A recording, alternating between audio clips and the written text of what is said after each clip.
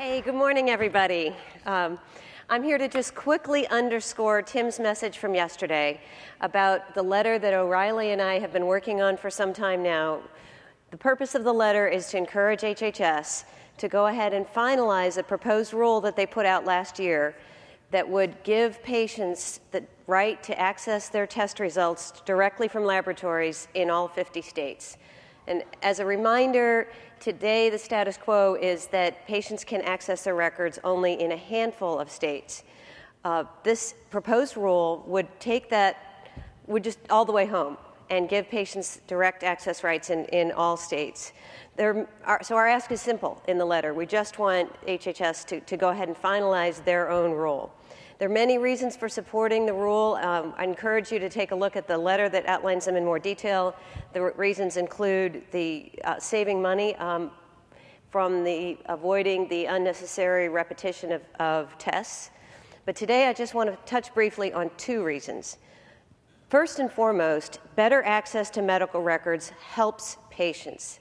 We need our records in our own hands. 70% of clinical decisions rest upon lab results. So it's imperative that we as patients are able to have those records in our hands in a convenient, fast fashion. Now, sometimes you can get them from your doctor, and that's fine when you can, but sometimes you can't, and sometimes you can't get them fast enough, and then it just makes sense to go directly to the source. As an example, I live in Washington, D.C., which is one of the 8 jurisdictions that does allow direct access to lab results. 2 weeks ago, I contacted a lab and asked for a result. It was faxed to me, and it was on my desk in 30 minutes. Compare that with my experience a couple years ago when I tried to get records from a leading Washington hospital whose name you would all recognize. That particular request took multiple pieces of paper going back and forth through U.S. mail, 8 weeks and $40 before I finally got my records.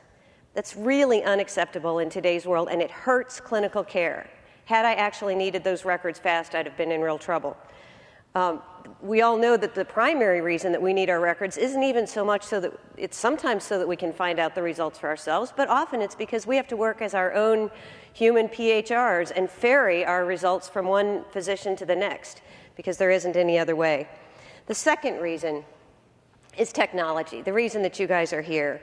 Many tech solutions that are creative and innovative rely on patients having ready access to their own records or being able to direct them to somewhere else, whether that's other clinical care sources or whether it's for research for the common good.